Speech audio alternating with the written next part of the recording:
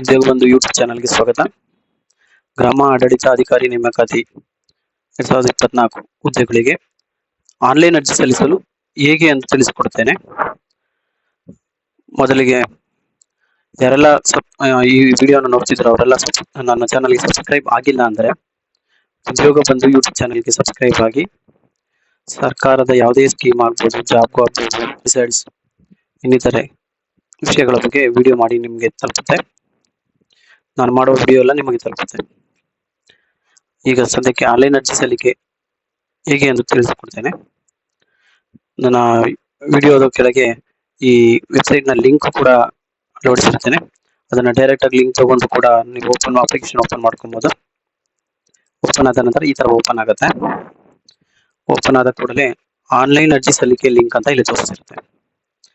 ಇದ್ರ ಮೇಲೆ ಕ್ಲಿಕ್ ಮಾಡಬೇಕಾಗತ್ತೆ. ಕ್ಲಿಕ್ ಮಾಡಿದ್ರೆ ಕರ್ನಾಟಕ ಕಂದಾಯ ಇಲಾಖೆ ಅಡಿಯಲ್ಲಿ ಹುದ್ದೆಗಳಿಗೆ ಅರ್ಜಿ ಸಲ್ಲಿಸಿ ಈ ರೀತಿಯಾಗಿ ಬರ್ತಿರುತ್ತೆ. ಇಂಗ್ಲಿಷಲ್ಲಿ ಇರುತ್ತೆ, ಕನ್ನಡದಲ್ಲಿ ಇರುತ್ತೆ.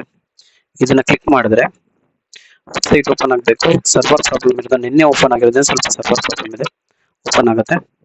ಓಪನ್ ಆದ ನಂತರ ತಮ್ಮ ಡೀಟೇಲ್ಸ್ ಎಲ್ಲ ಅಂದ್ರೆ ನಿಮ್ಮ ವಿವರಗಳನ್ನೆಲ್ಲ ಭರ್ತಿ ಮಾಡಿದ ನಂತರ ಲಾಸ್ಟ್ ನಲ್ಲಿ ಸಬ್ಮಿಟ್ ಬಟನ್ ಬರುತ್ತೆ. ಸಬ್ಮಿಟ್ ಬಟನ್ ಕ್ಲಿಕ್ ಮಾಡಬೇಕು.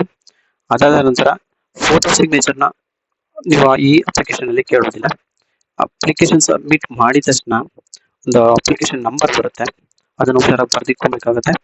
ಅಪ್ಲಿಕೇಶನ್ ನಂಬರು ಮತ್ತೆ ನಿಮ್ಮ ಡೇಟ್ ಆಫ್ ಬರ್ತ್ ಹಾಗೆ ಮಾಡ್ಕೊಂಡು ಈ ಅಪ್ಲೋಡ್ ಯುವರ್ ಫೋಟೋ ಸಿಗ್ನೇಚರ್, ನಿಮ್ಮ ಭಾವಚಿತ್ರ ಸಹಿ ಅಪ್ಲೋಡ್ ಮಾಡಲು ಇದನ್ನ ಕ್ಲಿಕ್ ಮಾಡಿದ್ರೆ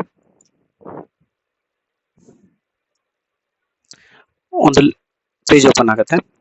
ಆ ಪೇಜ್ ಓಪನ್ ಆದ್ರೆ ಆ ಪೇಜಿನಲ್ಲಿ ನಿಮ್ಮ ಅರ್ಜಿ ಸಂಖ್ಯೆ ಮತ್ತೆ ಹುಟ್ಟಿದ ದಿನಾಂಕ ಕೇಳುತ್ತೆ. ಅದನ್ನ ಹಾಕ್ಬಿಟ್ಟು ಸಬ್ಮಿಟ್ ಮಾಡ್ಬೇಕಾಗುತ್ತೆ. ಲಾಗಿನ್ ಆಗುತ್ತೆ. ಲಾಗಿನ್ ಆಗಿ ಫೋಟೋ ಸಿಗ್ನೇಚರ್, ಫೋಟೋ ಮತ್ತೆ ಈ ಸಿಗ್ನೇಚರ್ ಸಪ್ರೇಟ್ ಮಾಡ್ಕೊಬೇಕಾಗುತ್ತೆ.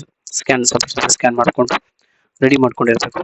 ಈ ವೆಬ್ಸೈಟ್ ಓಪನ್ ಆಗಿದ ತಕ್ಷಣ, ಈ ಲಿಂಕ್ ಓಪನ್ ಆಗಿದ ತಕ್ಷಣ ಫೋಟೋ ಮತ್ತೆ ಸಿಗ್ನೇಚರ್ ಎರಡನ್ನು ಕೂಡ ಸಬ್ಮಿಟ್ ಮಾಡಿ ಸಬ್ಮಿಟ್ ಅಂತ ತೋರಿಸುತ್ತೆ.